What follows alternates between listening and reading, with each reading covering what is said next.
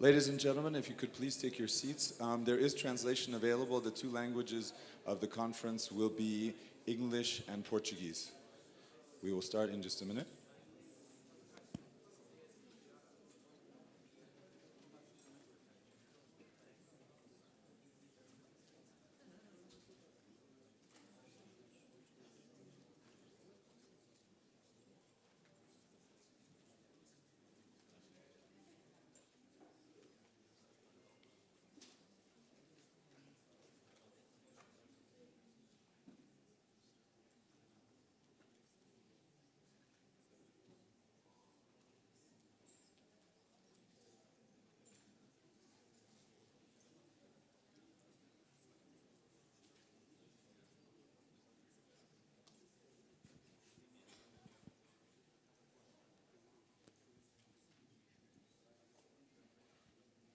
Thank you very much for coming to the Investing in Lusophone Africa Now is the Moment panel.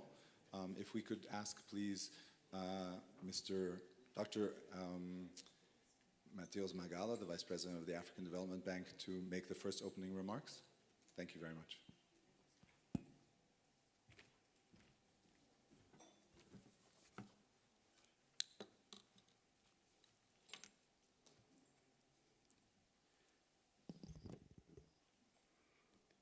Your Excellency Cesar Mba, Minister of Finance, Economy and Planning of Equatorial Guinea, Your Excellency Minister Rajenda de Souza, Minister of Commerce and Industry of Mozambique, Your Excellency Deputy Minister Souza of Energy and Mining of Mozambique, ladies and gentlemen, boa tarde, good afternoon.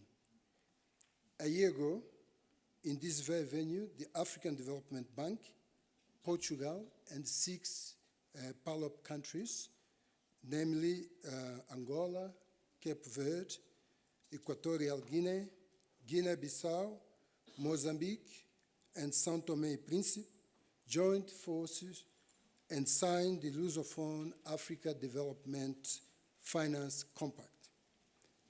Our President, Dr. Adesina, and our partners in the compact recognized that collectively we needed to give more attention to the PALOPs and particularly the private sector. That is why the compact was created with a simple and yet very ambitious goal to accelerate the sustainable, inclusive, and diversified growth of the private sector in PALOP countries. In this first year, we have signed in each PALOP a country-specific compact that includes specific indicative investment pipelines that can be supported by this initiative. These country-level agreements are at the very heart of the implementation. Beyond that, we already have other important results for the first year. For example, at least 6 boardrooms have happened during this African Investment Forum and presented 6 projects that could be found eligible under the African Investment Forum platform, and more specifically under the Lusophone Compact platform. We are working hard with Portugal to conclude the agreement by December that will allow us to deploy the 400 million euros in guarantees that Portugal is making available for eligible African Development Bank loans in PALOP countries. We are advancing on a prototype investment fund for São Tomé and Príncipe, which could support the many smaller investments in countries and then use the model in other 5 countries to scale up investments. We hope we can conclude the very first compact project in Mozambique before the end of this year, and using this platform that we are today celebrating. So we are already seeing the first concrete results, but all of us know that expectations are very high from outside investors and lenders, from within the African Development Bank and Portugal, but especially in the PALOP countries. Our team has already met with literally dozens of local project promoters and with all chambers of commerce in the PALOP countries, and they have the same message. We are counting on the compact to deliver. But I want to take a broader view here than just focus on the compact itself. The theme of this panel, today's panel, is the time is now to invest in Lusophone Africa. And for many reasons, it is. As different as our 6 Lusophone countries are, our drive for reforms and investment is one of their common defining feature. Angola and Equatorial Guinea are implementing reforms to diversify the economies away from natural resources. And so Mozambique will soon do the same, or is doing the same, as is now poised to host massive investment in its gas reserves, and also is seeking out investors for the labor-intensive sectors like agro-business and tourism. Cape Verde has created an ecosystem to support its private sector and even launched its own Cape Verde Investment Forum to attract new investors. And both São Tomé and Príncipe and Guinea-Bissau are capitalizing on their maritime position to expand investments into the blue economy and tourism, among other sectors. You will hear much more about this from the countries themselves shortly. On behalf of the African Development Bank, I want to state that we are ready and able to support this new trend with loans, guarantees, technical assistance, and capacity building. We already have important programs in all of the PALOP countries, but we will be doing more in the coming years, particularly to support the private sector and the PPPs. Together with our development partners in the Compact and beyond, including the IFC and EIB, we are seeking innovative solutions to address common challenges in the PALOP countries. This includes project preparation and funding for many smaller but important private sector and PPP projects. To the investors and the commercial banks in the room, I say, come to make a killing, but be prepared to come here because you can find yourself that you may not have a way back. You may find that this is a place to stay for good. These countries offer huge variety of potential investment in many different sectors. They are advancing rapidly in terms of education and ICT. As different as they may be, the PALOPs share certain cultural and historical attributes that are common and favor investment, and they have all vibrant, growing local economies. Given their maritime location, they are also all open societies with a long history of trading with other parts of Africa, as well as Asia, Europe, and Americas. And with the Compact, as you have in your brochures there. You have an important partner for your investment and financing. But I will again appeal to you to come with an open mind and souls and make a killing that you deserve. With this word, I want to thank you all and invite the Minister from Guinea, Equatorial Guinea, Cesar, to come here to take podium. I thank you.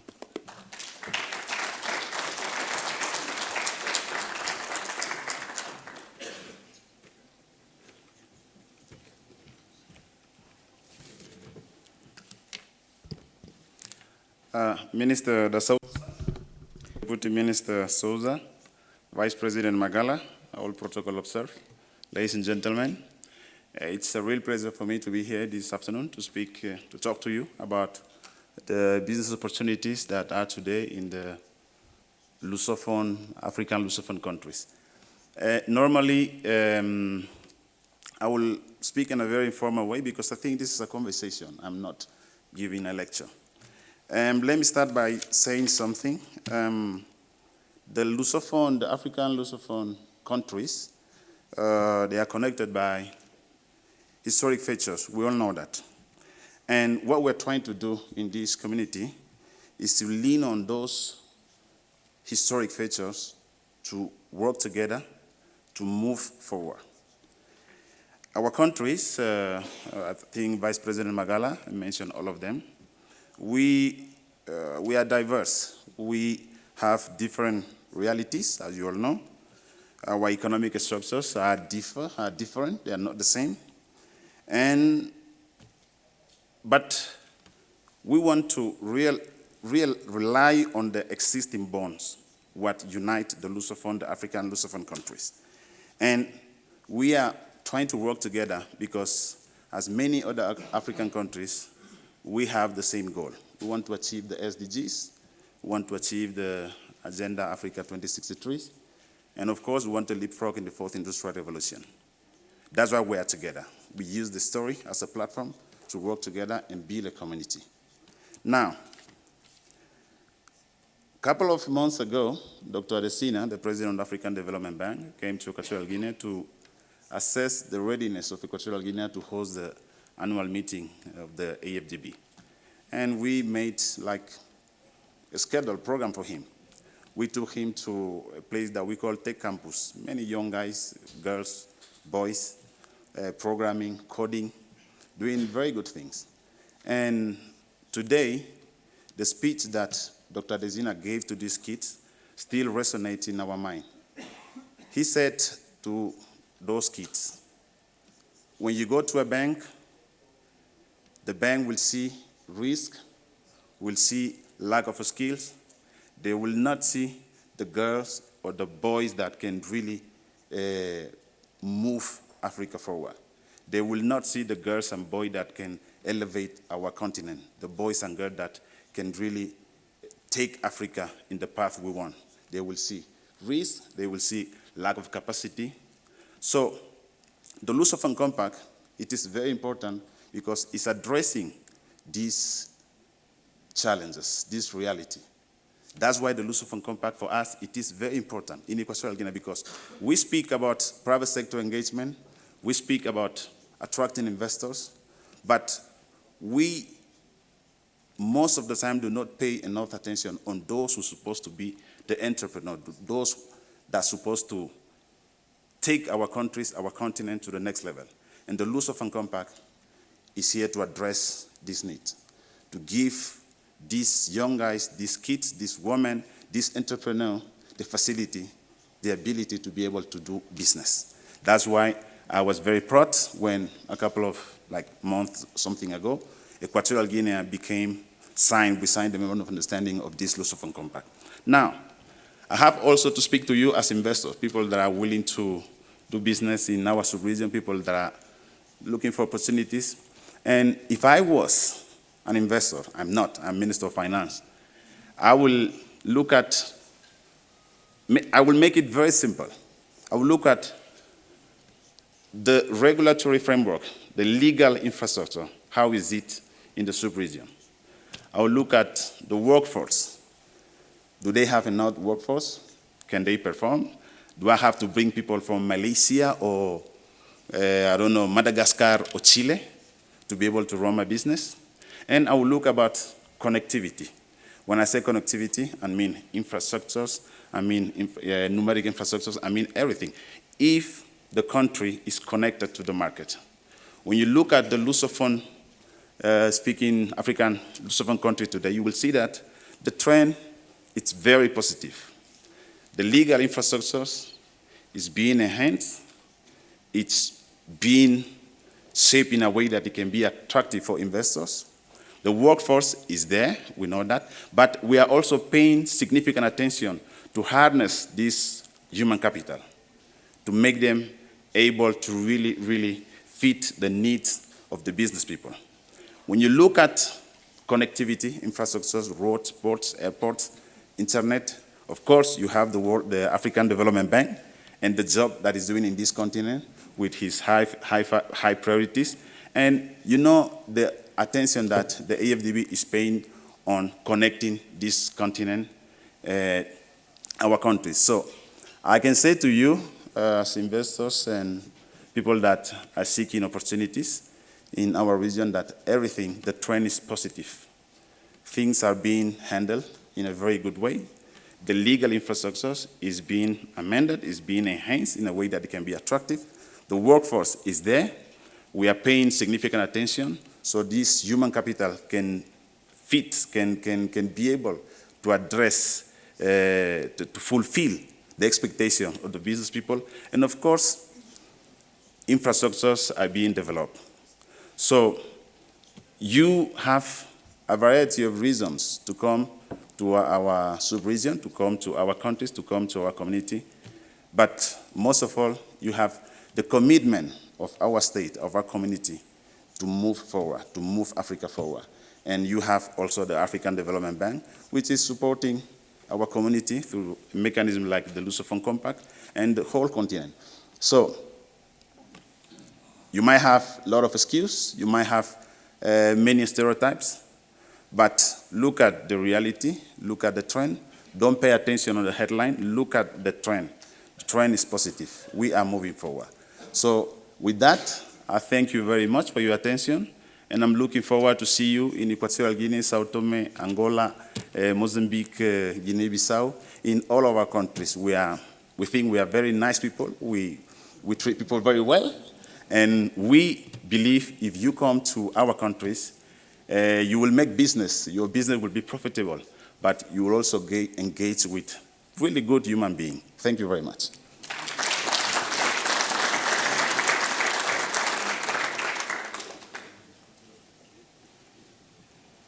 If we could please have to the front the first panel.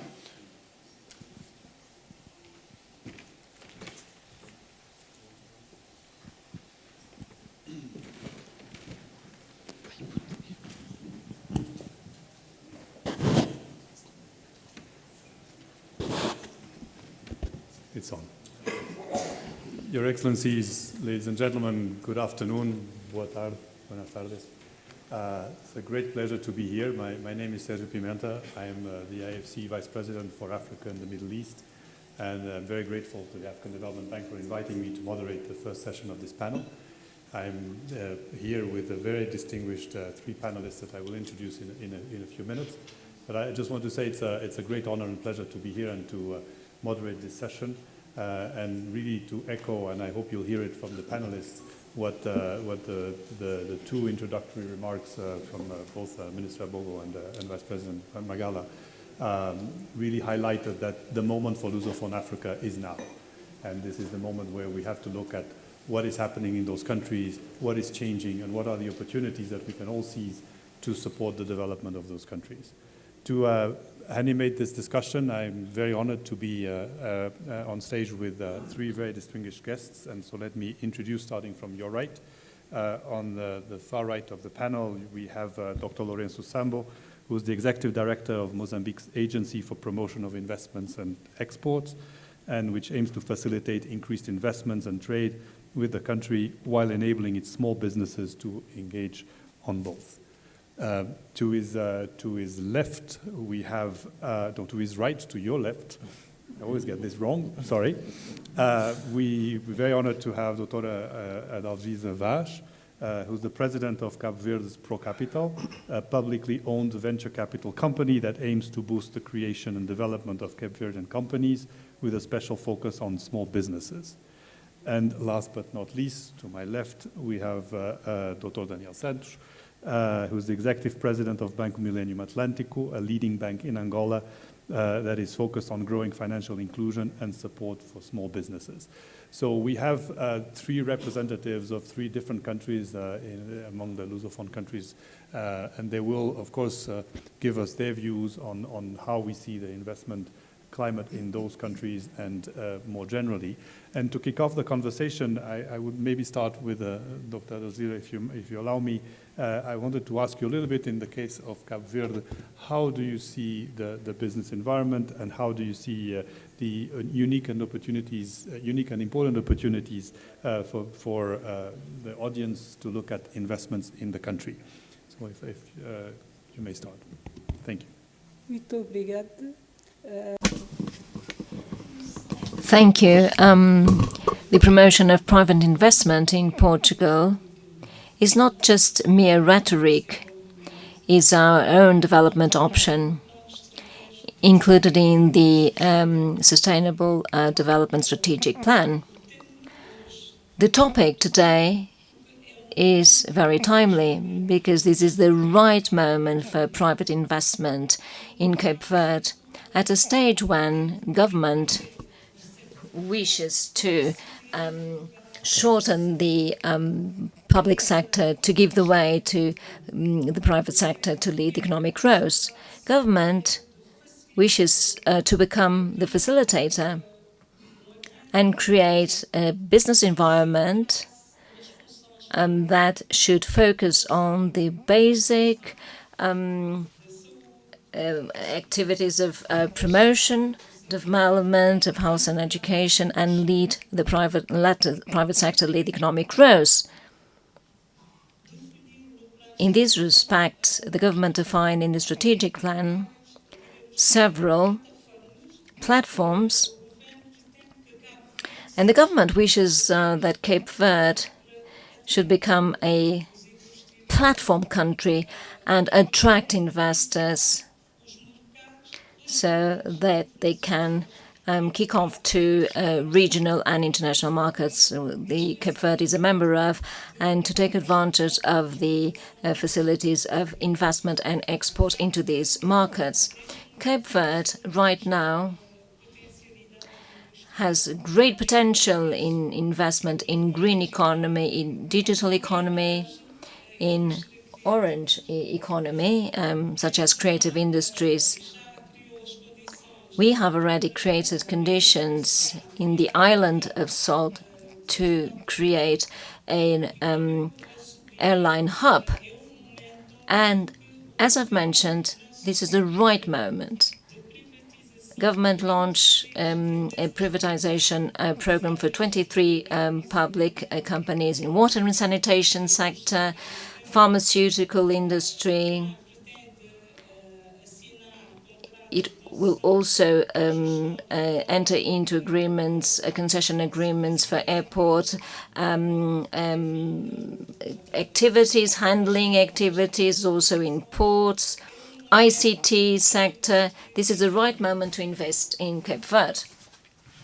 Yeah, thank you very much. And I really second what you said in terms of the situation of Cape Verde. When we look at how the country has grown, has developed its economy, I think it went from about $500 per capita about 25 years ago to almost 3,500 now, with a very strong and clear path to development. And the recent measures that the government has taken to really open up further the economy to private sector and to attract more investors in several sectors, the ones that you mentioned, are really, I think, really relevant to all our friends here in the room and to other investors who are looking at opportunities or where to invest in Africa. And that growth, I think it's even more remarkable that I believe it's the only country in Africa that has reached the middle income status without being a growth driven by oil industry. It's really grown on the economy itself. So very interesting. Maybe I will now turn to you and a little bit on the case of Mozambique. Sambo, how do you see the unique opportunities of the country in terms of investment at this stage? Bom, primeiro, muito obrigado. Deixe-me começar por dizer. First and foremost, thank you very much. Let me say that in Mozambique, we're trying to change the narrative. We want to go from potential to opportunity. And you have Cape Verde, medium income country. We have a clear strategy, 2015-2035, we want to become a middle income country. The first axis is industrialization. We have tremendous natural resources. Second axis, human capital, the human being of the essence. Then we have 5 pillars to make good on these 2 axes. We need to create the right business environment. We can't move forward without the correct type of business environment, the legal framework, political reforms. That's the first step, as it were. The second step is we need to train entrepreneurs. We need to train senior officials, officers. We need to teach people. Nobody is born with knowledge. We also need to identify concrete projects. So we need to go from the narrative of potential to the narrative of opportunity. That's what we're doing right now in the country. This is the era of gas. So we need to determine how we're going to turn our back on the mistakes of the past and diversify the economy. The only way to do this is identifying project pipelines. The fourth element, we need a market for these projects. And that's why we're here at AIF. We want specific projects we've brought forward with us. We need to discuss these projects and say, this is the way ahead. This is how we get to where we need to be. Another pillar, which is also equally important, is that we need to look to training. How do we train the Mozambican entrepreneur? How do we train the human capital we require? The middle classes. So in short, that's basically what we're trying to do. I'm being very practical, going straight to the crux of the matter. Thank you very much. I agree fully with you. There's great potential in Mozambique. It's true that there was an enormous growth rate in the last few years. Things didn't go so smoothly, but you're now recovering, and so there are investment opportunities. As you said, diversifying the economy is of the essence. At a time when gas resources are also being exploited, you need to have a more diverse economy. That is an important side to developing the country in the long term. As you said, correctly so, and I heard some of the projects that you presented, not only in the gas sector. I think some of the companies are in the room today, and you can see there's a lot of movement in the country, companies, different areas of activity, diversification. Now, let me talk to you about Angola. Angola, as we know, is going through important transformations, politically speaking, economically as well. Could you perhaps tell us about the opportunities in your country? First of all, thank you, for the invitation. It is an honor to be here to share a bit our views on the continent and basically our views against Angola. In Atlantic, we believe in Angola. We have been very available to support the growth that Angola needs to have. And the fact Atlantic is one of the major banks in terms of credit portfolio, which can give you an idea of how important and how committed we are to Angola. You all know this information, but it's at a glance, Angola has 30 million people as a population and growing 3% per year. It links to 300 million people at the SADC region, so it's a very relevant link to the hinterland. As very diversified and abundant resources to be explored besides oil, and there's a very low level of industrialization and agricultural production. And to be honest, the question is not if there is a potential, or as probably it was in the past.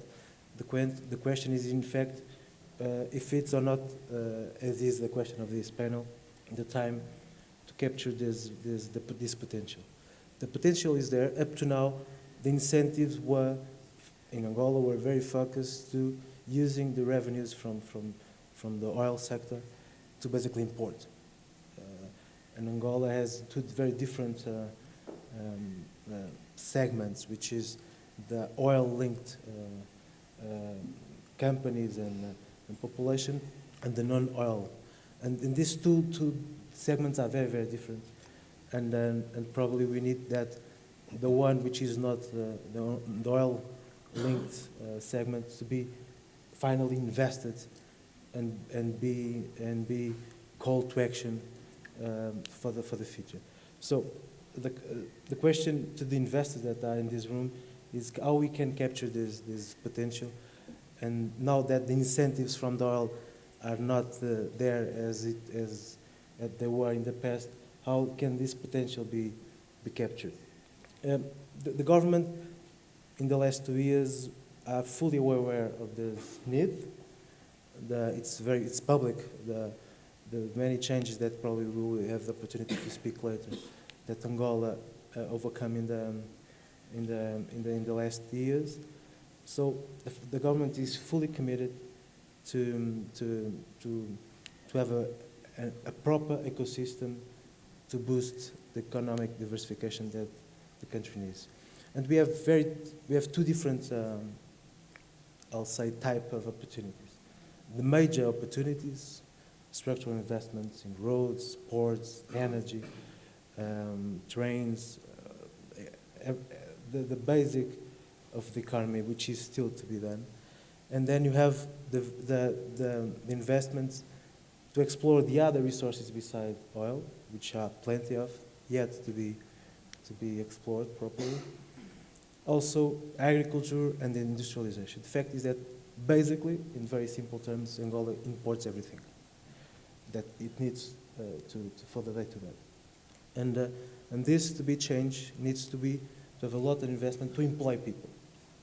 Investments to be done needs to employ people. So it needs to have a positive impact in terms of the people to be employed, the wages to be paid, in order to make this low segment of the population being positively impacted by development. Of course, that investment with very high-tech capex are more than welcome, but the ones that will be very impacting and will make the difference in Angola are the ones in the agriculture or in the industrial areas that employ people. Because, just one final comment, now probably Angola, in terms of labor cost, will be half of what you'll see in, for instance, Asia.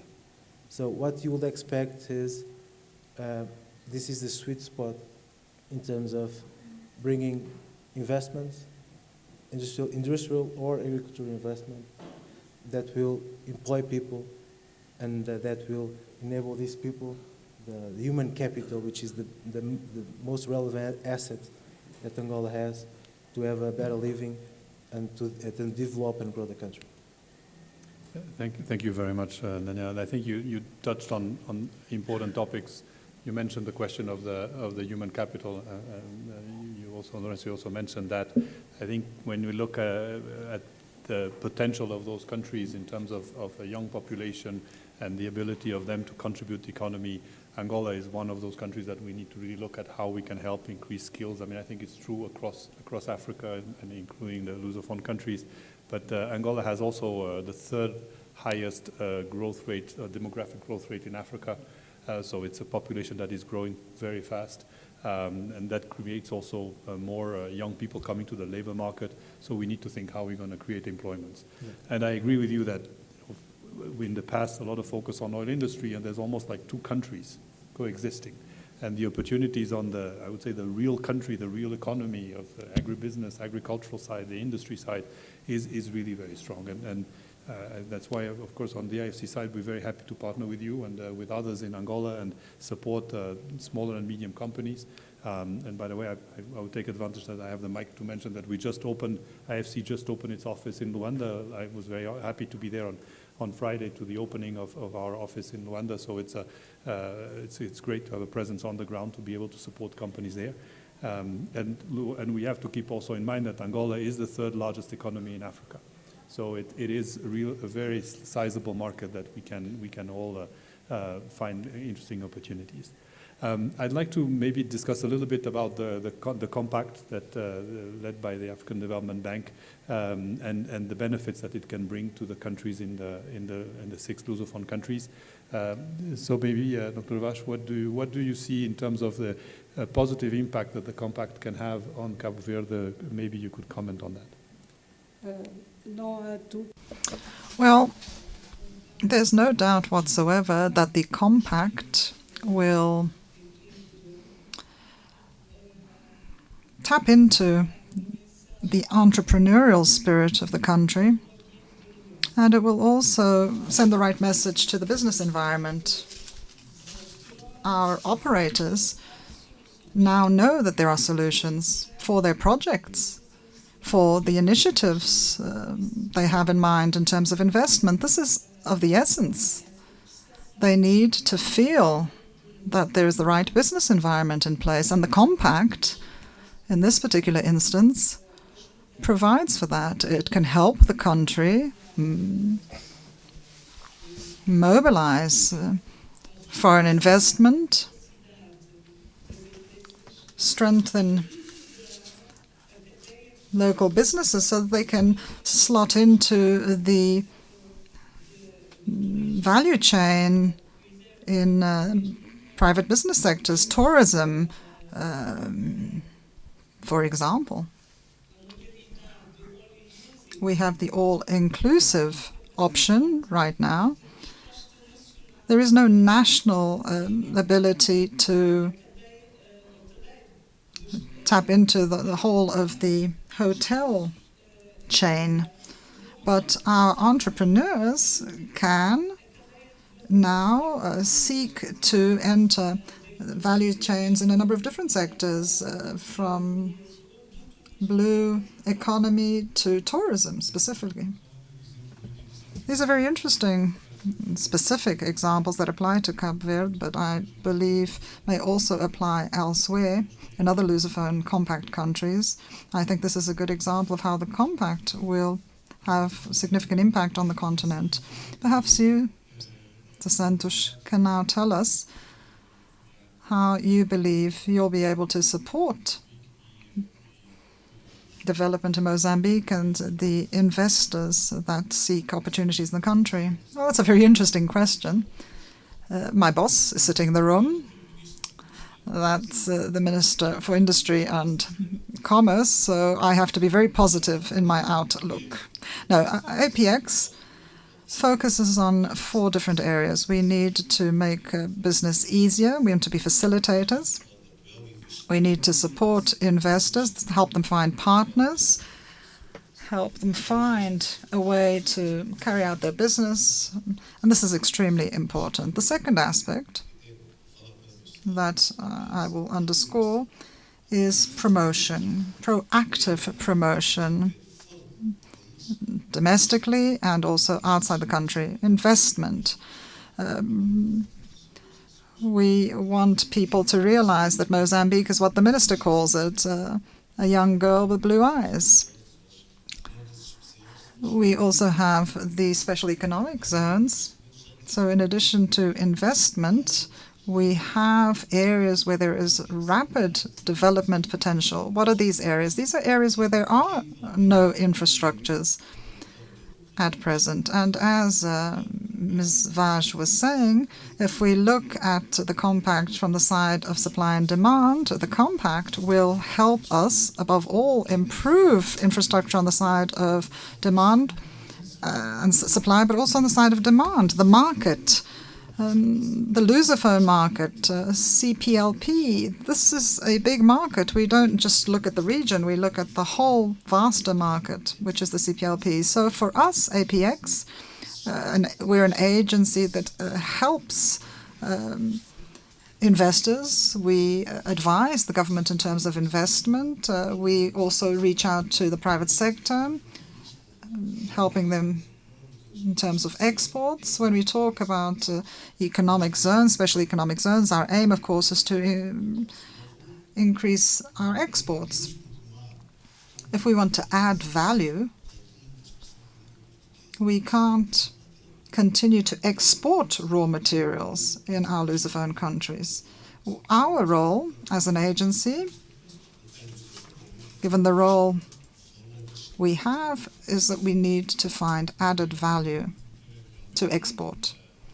Thank you very much. These are very important tasks you describe, because creating added value is important if we're to promote development. And ask you, in terms of going back to Angola, I mean, we heard about the idea behind the compact where the reforms can bring investment.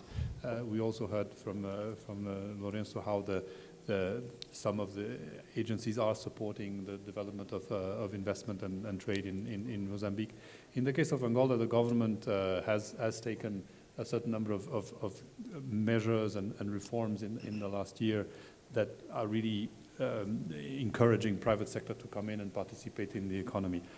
Can you maybe comment a bit about those and give a bit your views? Yeah, definitely the government undertook the last 2 years structural changes that will, at least in the medium term, impact positively the doing business evaluation about Angola. First, the new private investment law, which will enable and bring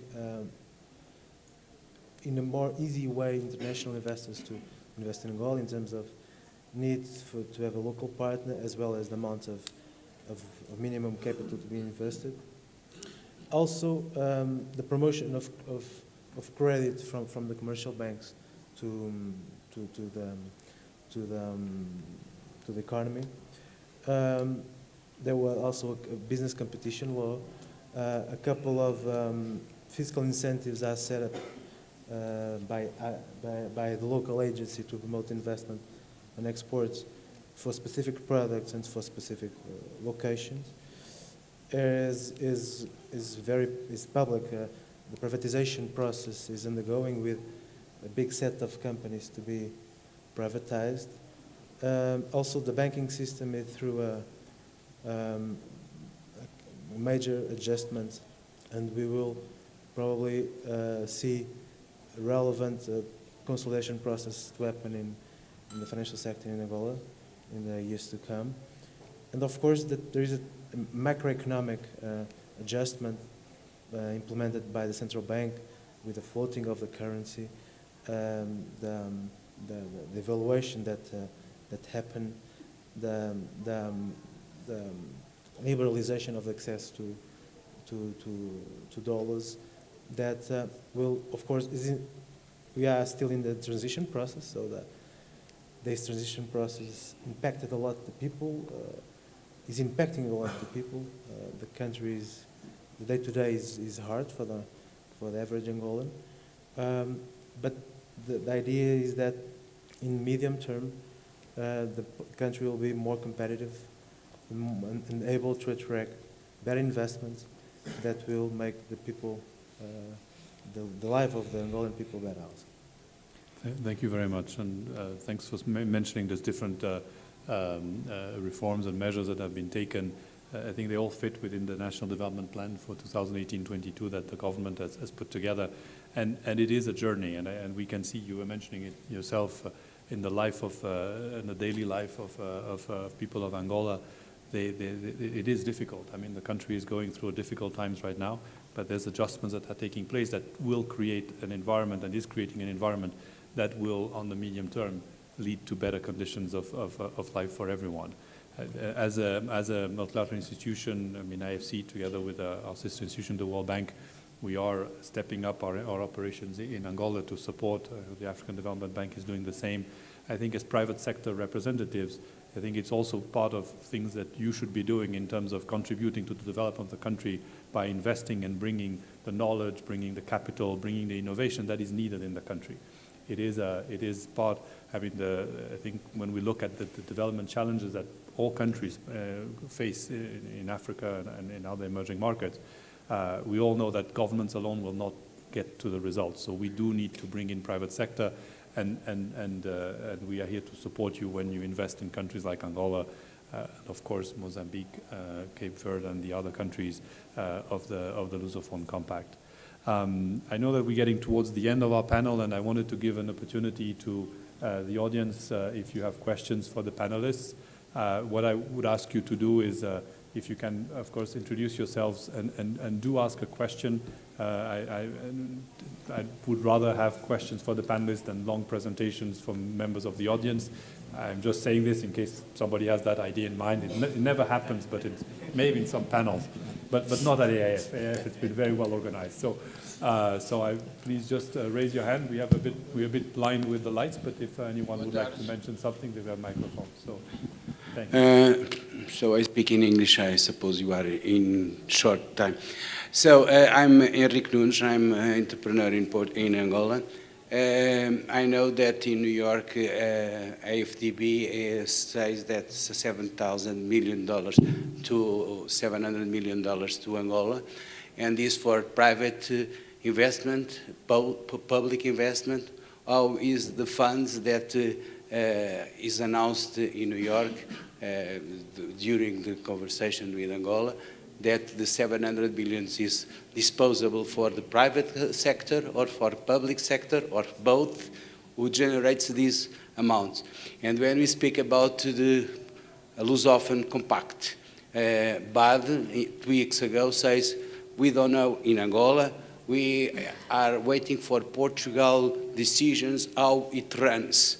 So we are waiting how the rules must informed for the people who wants to present projects. Thank you. Thank you for your question. Maybe we'll take a couple of questions that distribute. So we have a question on Angola. We don't have anyone from the ADB in the panel, but maybe we can also pass on the microphone to the room. If you are aware, but maybe we can have some other questions, and then we'll pass back to the panel.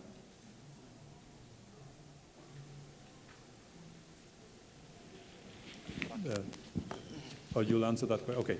Okay, so, no, that's a... Please, sir, on the front.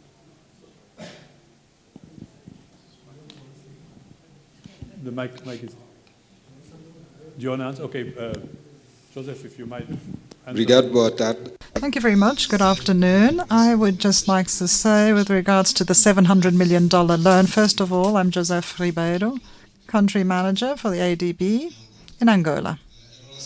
With regards to the $700 million loan, this is a 3-year program approved.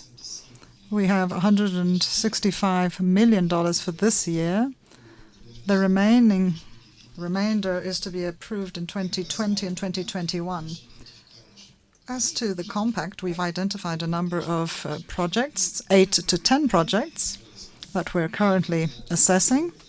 And when we become aware of the terms of the Portuguese guarantee, we'll be able to move forward. But these are projects that are being assessed under the ADB criteria, and that may benefit from the Lusophone Compact, but might also be financed in the traditional manner by the ADB. Thank you. You see, it's a conversation not just with the panel, but also with the audience. So I'm really grateful that everybody's participating. I think the gentleman, you had a question. My name is Samuel. We're an indigenous oil and gas company in Nigeria. We do a lot of construction. And a few weeks ago, about 4 weeks or thereabout, I was with the national governor of the Angolan Bank. Very smart guy, done a lot of great things.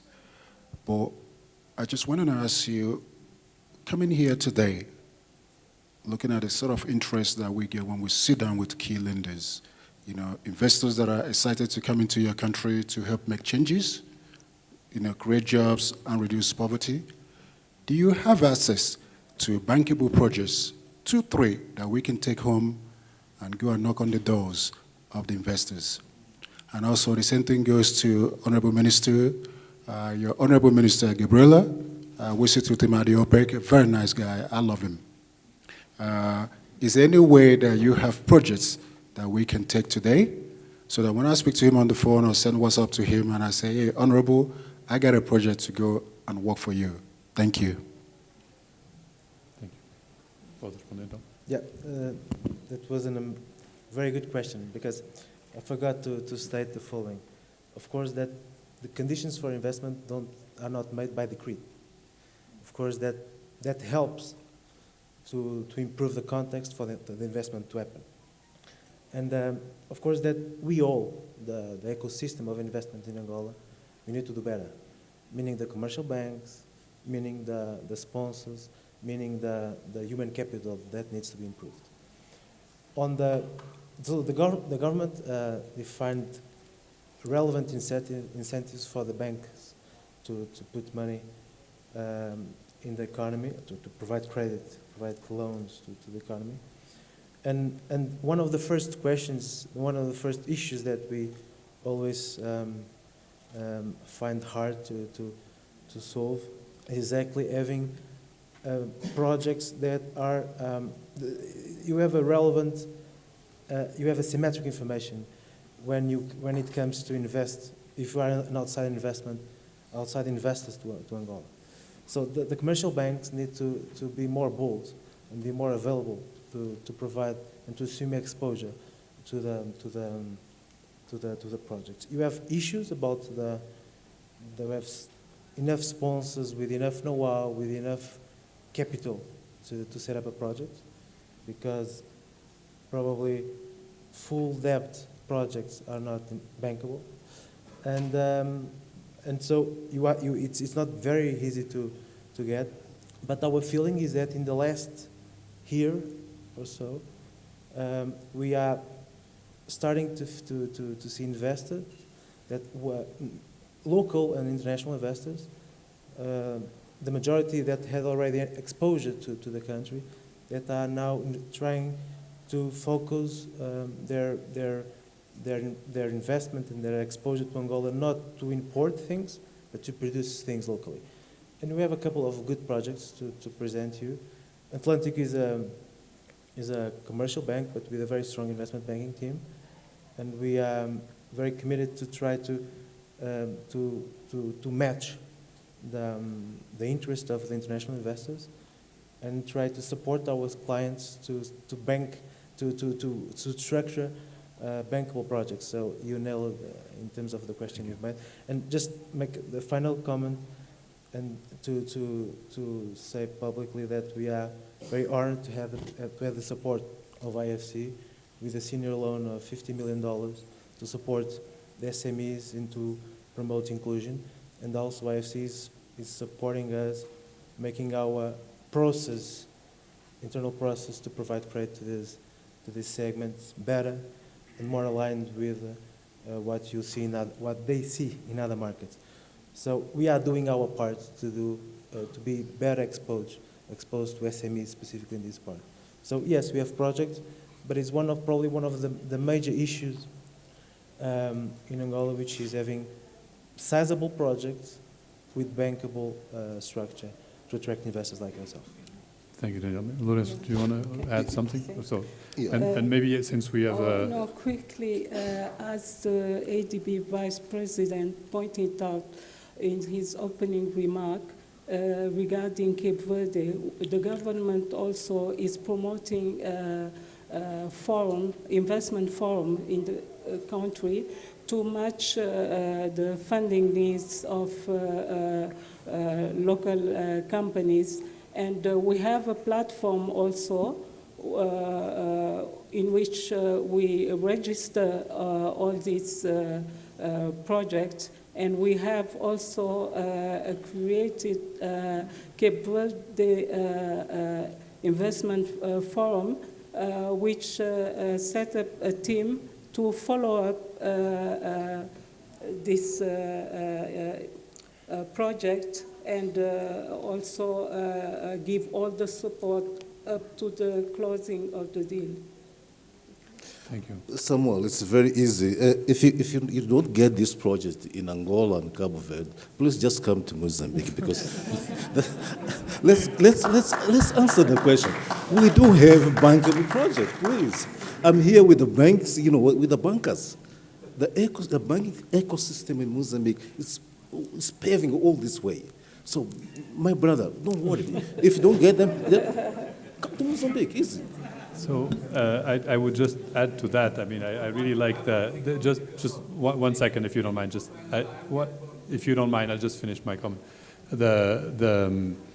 I really thank you for what you just said, and as you can see, there's a good, healthy competition between different countries, and we only have 3 here. I'm expecting His Excellency, you're going to mention also, of course, that we need to do something in Equatorial Guinea. So I'm sure everybody will want to first to look at all the countries.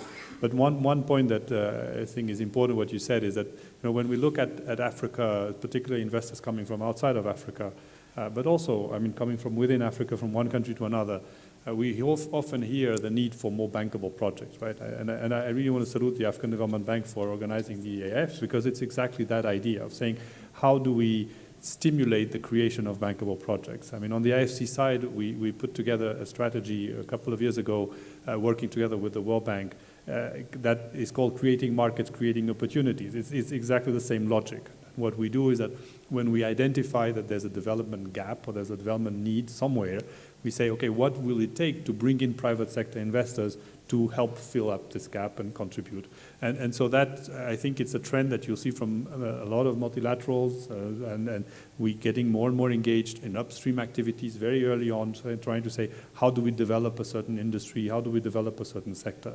So and you can see whether it's on the public side or on the private side, I think we're all working towards the same direction. So I've got, yes, I've been told that our time is off, and you have is out, and you have a second part of the panel, which is going to be extremely interesting. So I'm sure that we'll have a very continuation of this discussion through the second part of the panel. Before we leave the stage, I just wanted to ask you, and to please give a big round of applause to the panelists.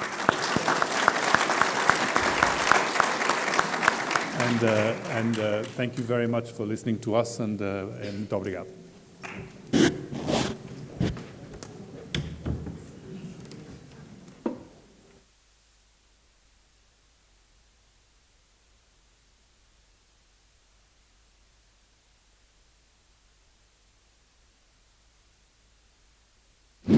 We are now calling up the second panel, which will look at specific investment opportunities in the 3 countries for which we've just had the general overview. Thank you.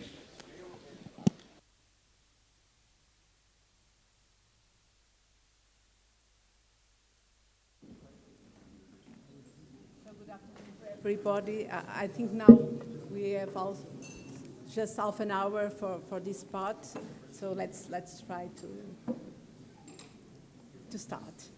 Okay, first of all, Excellency Minister of Equatorial Guinea, Your Excellency Minister of Economy of Mozambique, Mr. Regenda de Souza, VP Mateus Magala, and also the Ambassador, Mr. Ambassador of Portugal and South Africa.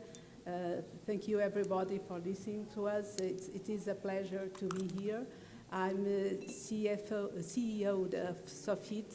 SOFIT is the Portuguese Development Financial Institution, and we are very keen to get the private sector to crowd in private sector in Africa. So that's why Lusophone countries are so important to us. We have here a very important panel of private investors in several Lusophone countries that are going to share their experience with us. So first we have 3 different sectors, 3 different countries, and the main objective is to show that it's possible to have great opportunities in Lusophone countries. So we have the renewable energy sector here with Olivier Siberio. He's Chief Operations and co-founder of Resolute Marine. So it is based in Boston, a company based in Boston, and is a previous worker of McKinsey company and World Bank. And I also have to say, is a scientist, a rocket scientist. So if you have questions, please feel free, because I think this is a huge opportunity for all of us. And then we have Miss Mary Andrade, born in South Africa, married with a Portuguese, I have to say. And she worked in a shipyard during 10 years in Namibia, and now with a project of a shipyard in Angola. And finally, we have a private investor, a Portuguese one from a textile industry, a very important textile industry in Portugal. In fact, they are European leaders, at least European leaders of home textiles. So it is a pleasure to have you here with your project in Mozambique. So for everybody to understand, my first question is about their projects, and if you can please briefly describe your project so that everybody can understand what we are talking about. I will start with you, Olivier. Okay, very good. Thank you. Thank you very much. It's a pleasure to be here. Our company, Resolute Marine, is trying to solve the problem of water scarcity in remote area and island nations. So you are all familiar with the problem of water scarcity, I'm sure. What you may not know, however, is that all the population affected by, a large fraction of the population affected by water scarcity live in coastal area where they have access to an incredible source of energy, ocean waves. And that's what we are doing. We are using ocean waves to drive a desalination system to provide fresh water for these people. So the way it works is actually quite simple. First, you have a paddle attached to the bottom of the sea that moves back and forth with the wave. We extract energy from the motion of the wave, and we use it to pressurize seawater that we send to the shore, where it is used to directly drive a reverse osmosis process. So the main feature of our system is that it uses only ocean waves to produce fresh water, and there is no electricity in the manufacturing process. So that makes actually our system quite efficient. However, though there is no electricity, we co-generate electricity. And so we can now have a system that is hybrid, that can produce power and water as a function of what the customer needs. And we can use the electricity to pump the water where it's needed, or to produce ice for fishermen. I mean, the number of applications is actually quite limitless. So the technology has been developed starting in Boston. The development has been financed mostly through R&D grant from the US Department of Energy, but we also had grantors from Europe and from the African continent. One of the main ones is, of course, the African Development Bank through a CEFA grant. So the technology, and we are now preparing our first commercial demonstration in Cape Verde. So we have been working in Cape Verde for the last 6 years. We are very excited about Cape Verde. We have been more than convinced, seduced, I would say, by the Cape Verdean people. So I'm very excited to talk about this and talk about this opportunity. It's great to know. Mary, about your project in Benguela, are you also so passionate as Olivier? Yes, you know, ship repair has got a certain rhythm to it, and if you get addicted to it, you can't get away from it. So we are very fortunate, because how it actually started is that our sponsor, which is an Angolan entrepreneur, he's got 4 vessels, which he normally brought to Namibia to be repaired, because there are no ship repair facilities in Angola. So he came with the idea that we should start this venture, and we've been working with him from 2013.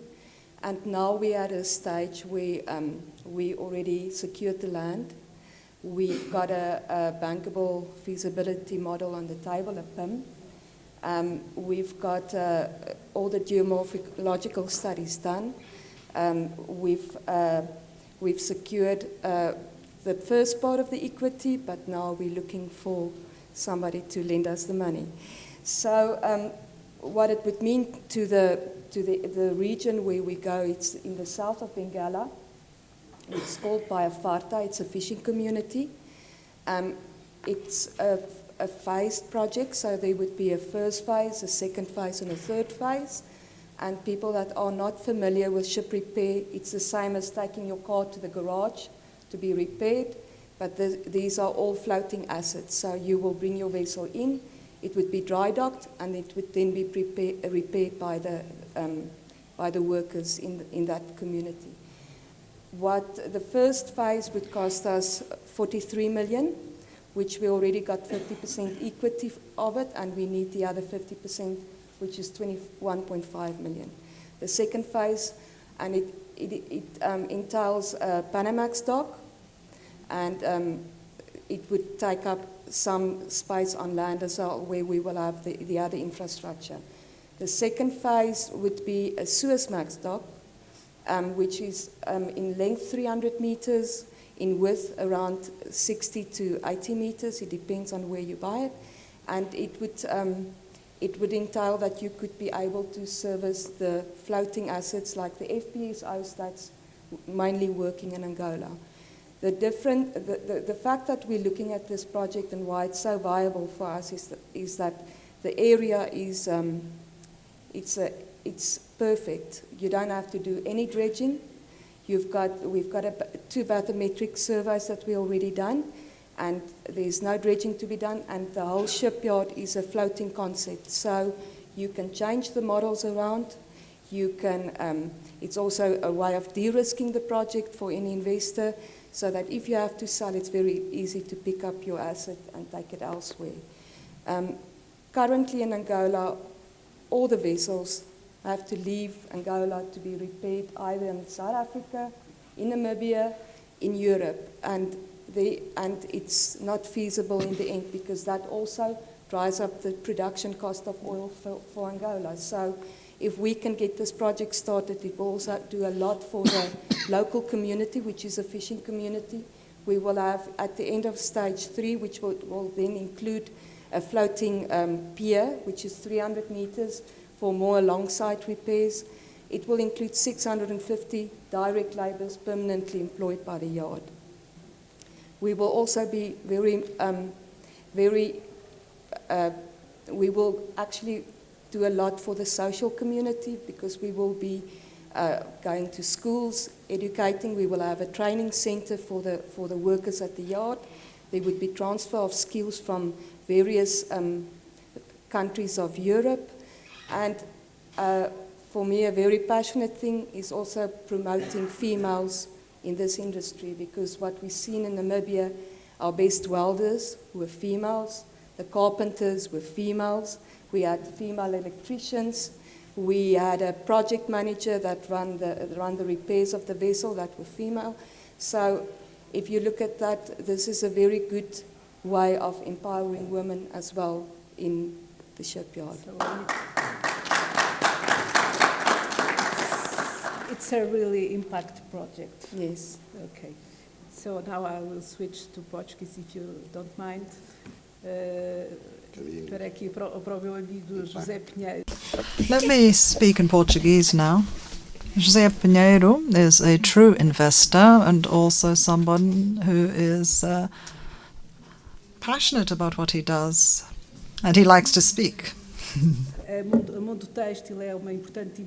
The company he represents is a large Portuguese company that supplies home textiles to some of the better known brands in the world. If you would like to look around in the shopping malls here in Santon, you will see that a lot of the towels you'll find, for example, are Mundo Têxtil branded, and they've had this project in Mozambique for a number of years now. It's a project that was born out of a lot of effort on the side of investors, and they're now trying to move into a second stage. Perhaps you can share your project with us.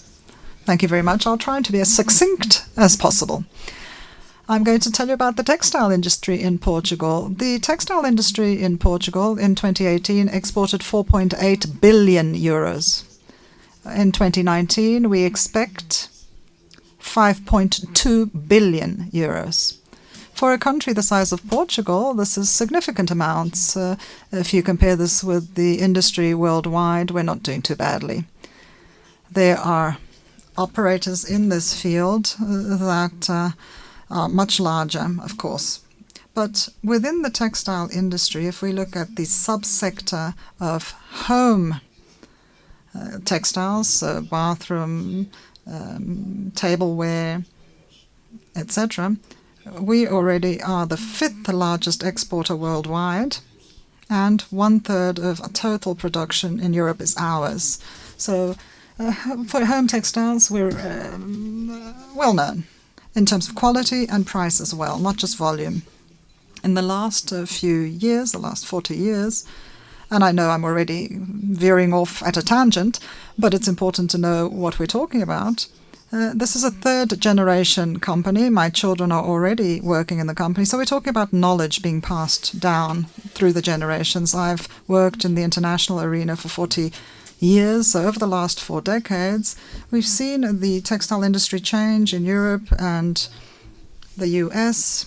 There's been a move to China, India, Pakistan, Turkey, and more recently Bangladesh, Cambodia, and Indonesia. The delocalization of the industry didn't just happen by chance. These countries needed to develop, and they saw the textile industry as a way to do this, especially the cotton industry. They thought that they could develop very quickly if they went down this route, they generate jobs quickly using their own raw materials as well.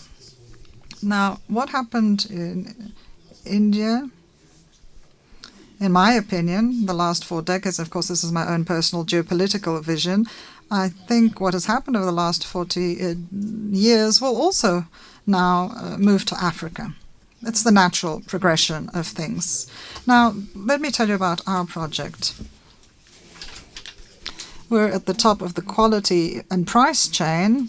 We're competing with a lot of countries, and we have production costs to tally in Portugal. The only way to guarantee our standing was to stop producing middle-quality products but concentrate on high-quality products for certain niche markets. Of course, we've lost certain markets, but we have chosen to find other markets. This is difficult, but we've looked to Africa. You talked about South Africa. It's one of our good markets. We produce middle-quality, high-quality products for these markets.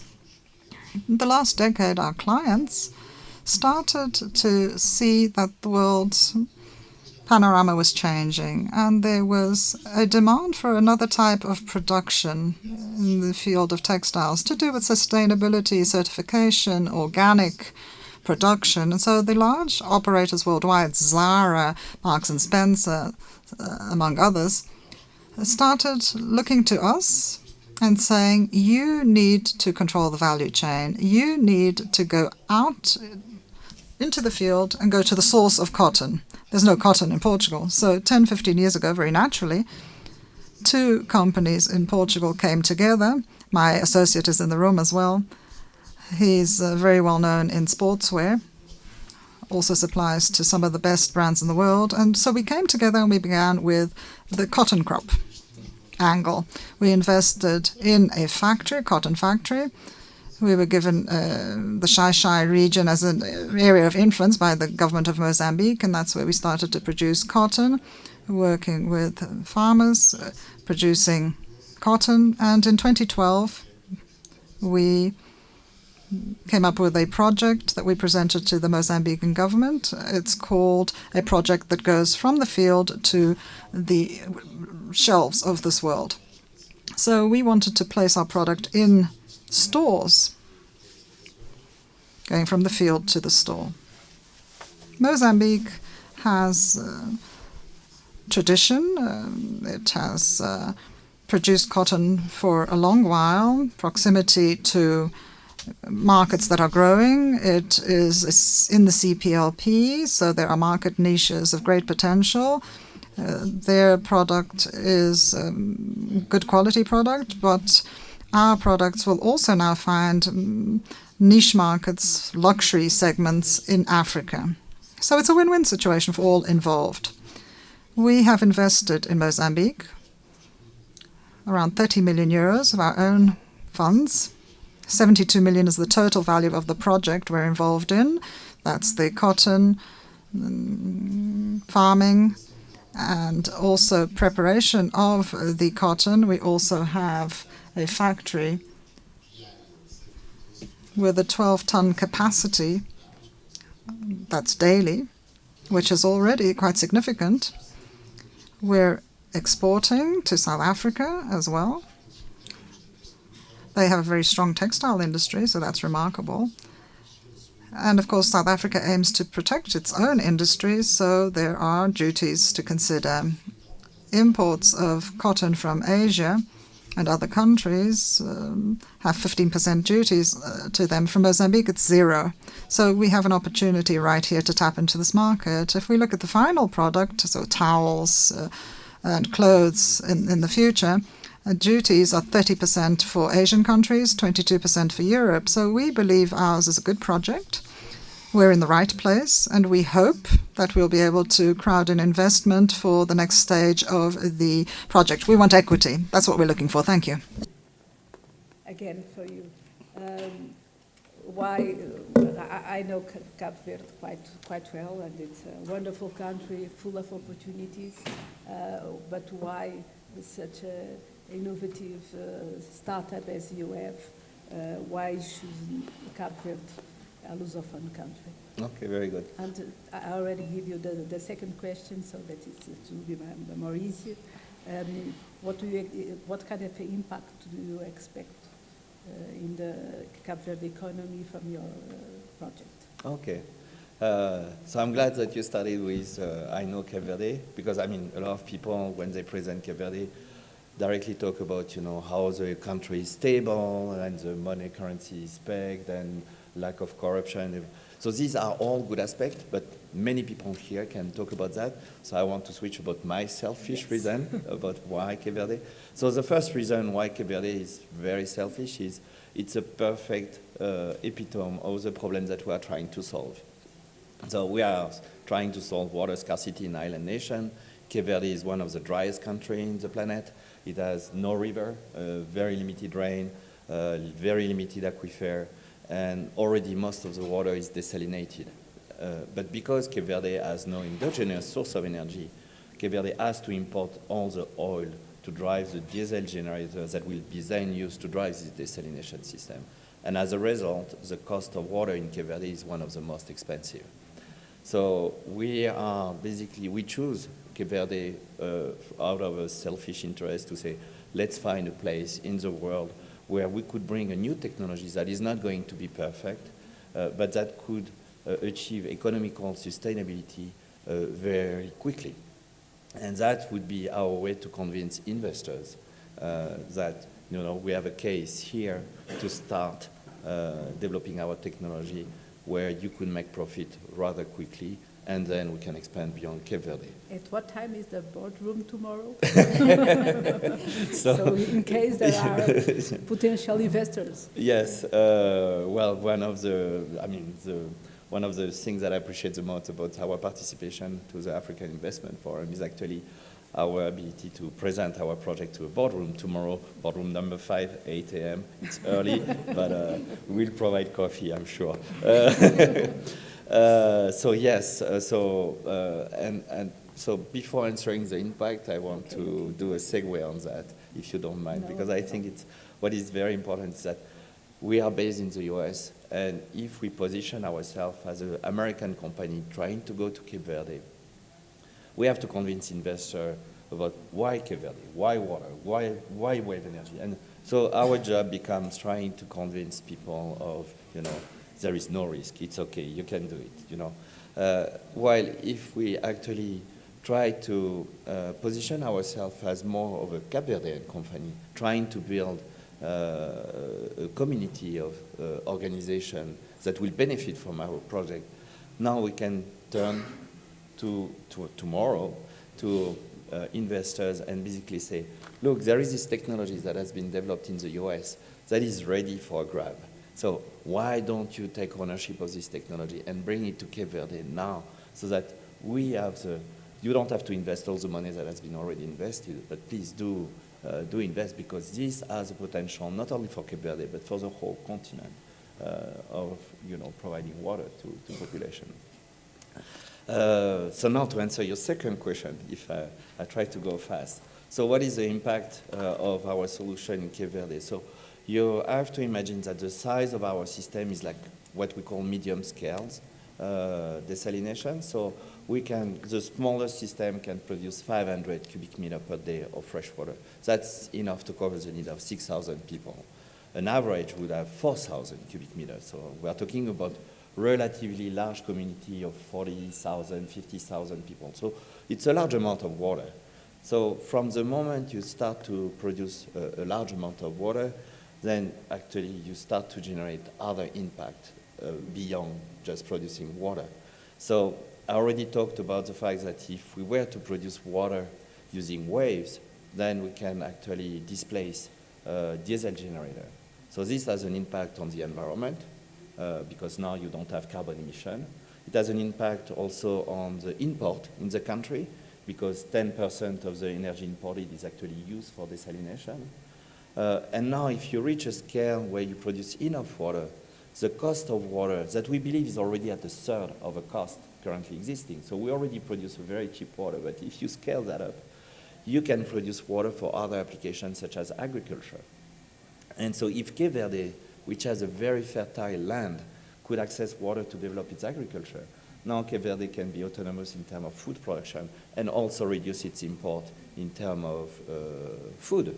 And right now, Cape Verde imports 95% of its food, so that's not something that should be neglected. And on the top of that, where we position ourselves is that there is a direct job creation because these plants will need to be operated. And in Cape Verde, you have facilities to train the people. You have CERMI that has been existing, so we have facilities that exist who are able to take the youth in Cape Verde and train them to operate our plants. And also, if we reach a certain level of plant, we could imagine bringing capacity in Cape Verde to manufacture some of the components of our system, such as the flap. That's something that we really would like to produce locally because it makes no sense to have them produced in Europe or in the US and shipped here. It's more efficient to have them produced locally. And at that point, we can use Cape Verde as a platform to export our system in the rest of the region, in ECOWAS. And so not only now we reduce import, but we can start to create export in the ECOWAS region from Cape Verde. Just one question more. As a rocket scientist, did your rocket succeed so that we can understand if this technology is a good one? All my launch succeeded. I did 6. I managed, in my previous life, I was managing the launch of satellites on the Russian rocket Soyuz. I have shield because that's one of my best. It's a very interesting experience. So for potential investor, if you want to use this as a metric of my future success, please do. I had 100% success ratio in any of my launch, so. I knew it, that's why I asked. Thank you. Okay. Mary, about you already answered, but I would like that you focus on this question a little bit more. Why a Lusophone country? What kind of advice can you give about Angola to other investors?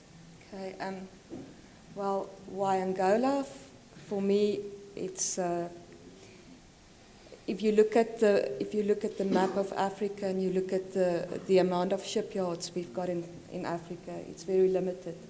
So there's a bigger demand for shipyards than supply in the first instance, and then also that specific site is perfect for ship repair because of its natural conditions. It's an arid climate, which means that in ship repair, it's outside, so if it rains, you can't paint. If it rains, you can't weld. So the more you move to the equator, the more humid, the more warm, the less productive people could be because of natural circumstances. But where we are, it's in the edge of the Namib Desert, so it's dry, relatively dry, and then that specific bay doesn't have current because of the wind direction that's always in a certain direction, and because of its natural depth.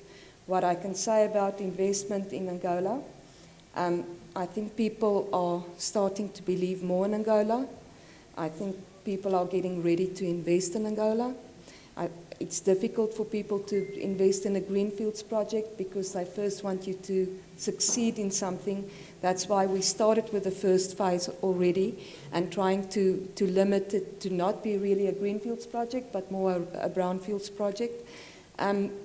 But for me, the most important thing is that Angola does not have that. And there's a lot of currency that goes out of Angola because of ship repair. We lose a lot of money to other shipyards because we don't have it in Angola. And that doesn't even take into account the time that it takes the vessels to get to other shipyards and then to come back again. So, yes, that's what I would say. José. Now, José, Sophie, it is a financial institution, and yes, regarding development and this area, we have a holistic approach, the way projects should be structured. And when I mention holistic approach, is that these projects can have several stakeholders, naturally including financial institutions such as Sophie, such as the African Development Bank, YFC, commercial banks as well, in a way, in structuring projects, and other private investors that may join in.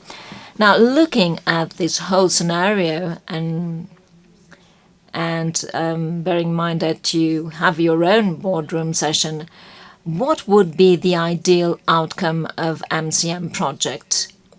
How do you consider success would be like coming out of the AIF? And what value does it have for a project like yours in Africa, an event such as this, to have a greater Africa?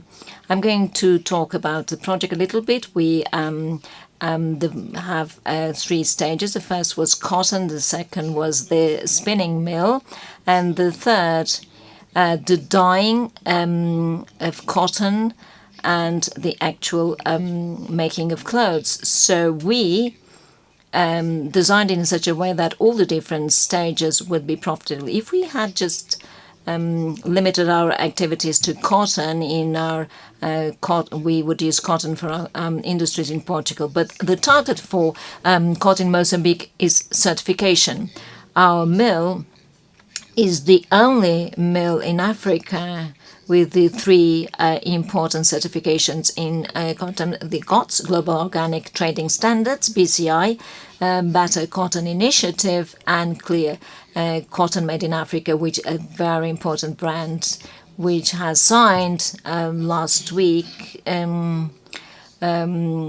almost practically an exclusive contract with Hugo Boss. So we structure our own business in a sustainable fashion, and we get to a point, which is here and now, when we talk about a non-productive investment. So we have to have investment to go into a time. We have to invest in a water treatment station and cogeneration. So an investment of $5 to $6 million, which we believe, and this is what we've been saying to Your Excellency, the Minister of Industry, who has really following up this project. He has visited us in Portugal. He visited our companies to get to know our work. I mean, in terms of equity, it doesn't make sense. Even in Portugal, we did the same 20 years ago. There was a mix of funds from the EU, private funds to build these stations. But the project has been sustainable so far, so that we have to unite our efforts, the private sector, the African states, and of course the institutions, financial institutions. So I'm an industrialist. I love the shop floor, and I'm not saying anything against financiers, but for us, this is another world. I'm really very tired. This is, in fact, a completely new reality. I hope I have passed the good image. We are industrialists. We're not entrepreneurs. Industrialists invest now, but they know that for the next 10, 15 years, they're going to stay put in the same location and not trying to undermine other ways of working. It's just like somebody who builds a building and has to leave. Well, the banking sector loves industrialists. Don't worry.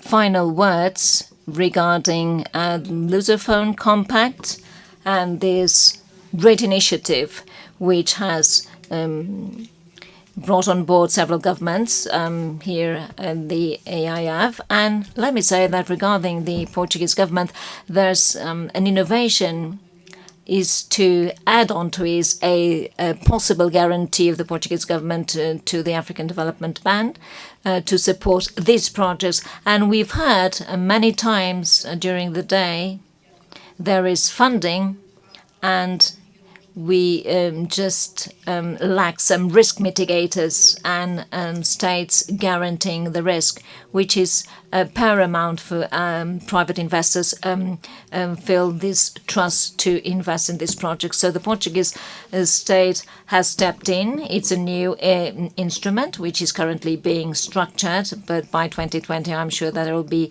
some news in this respect, and we will promote many investments in the Lusophone Africa and many future investments. So these are my last observations before handing the floor to you for a Q&A period.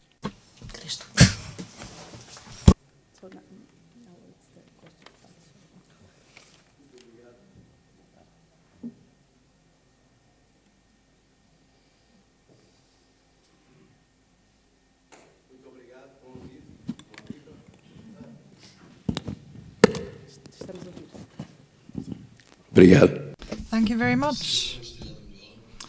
Industrial Association of Angola, thank you for giving me the floor. A question for each of the panelists. They were all brilliant. Firstly, Angola has the third largest hydrographic basin in Africa. It looks like there's no market for you, sir. But the United Arab Emirates feel that it's cheaper to have a station just below Kwanza than to use Kwanza water for irrigation. So there's an opportunity for you. It might not be the only opportunity, I would hazard to guess. Madam, great project. It's welcome. Bahia Farta is a very important fishing zone. There are other projects in the Lobito corridor, from the Lobito port, stretching all the way to the Democratic Republic of the Congo. There are private projects in this corridor. So we salute you. There are cement factories, caustic soda is being produced, and we've also begun producing pulp for paper. So we have a financial market here in the second most developed region in the country. A refinery is now also going to be built. It's a $4.5 billion project. So the region has a CFB infrastructure and a total investment level of around $11 billion for next year alone. The private sector is now well represented thanks to the support of a number of different institutions. Mozambique, cotton. We are a phenomenon. We have 3 of the most modern textile factories in the world. Japanese technology. Cost us $1.2 billion, but we're not producing cotton. And we were once the 7th largest cotton producer in the world. So we would like to invite you, sir. Portugal, I'm sure, is interested in Angola to perhaps help us export cotton to Portugal again. So you are invited to come and work with us. We have rivers, We can produce cotton like you do in the Nile Valley, and we're going to replace imports because the textile and clothes industry is added value for us. We need to develop. So, ladies and gentlemen. Okay, I'm waiting for you.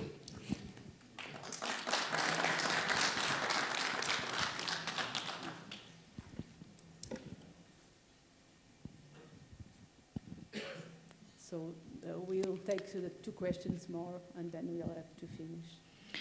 Hello everybody, my name is Dumelo Sitlaba. I'm born and bred South African. I'd like to address my question to Team Cotton. Firstly, I'd like to depart from saying that I'm a keen and avid supporter of the work that you do, sir, especially because I know the strong contributions that the industry has made, especially in South Africa, a few years back. And so I'm a supporter of what you do. However, as a South African who's born and bred, it's my responsibility to ask all the key questions and hard questions. In a time when, the general population is really focusing on greener practices, I have to question about the social and environmental risks. The reason why the focus I want to place on is the chemical warfare and the heavy irrigation.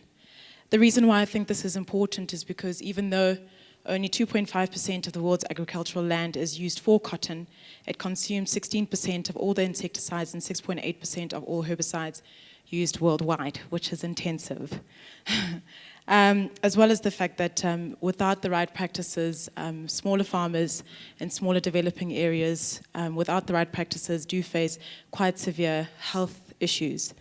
As well as the fact that where cotton is grown, it reduces the land as nutrients and water retention capacity.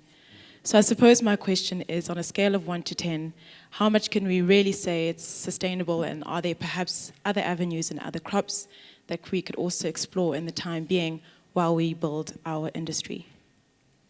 So maybe we can take another question more, sir, and then...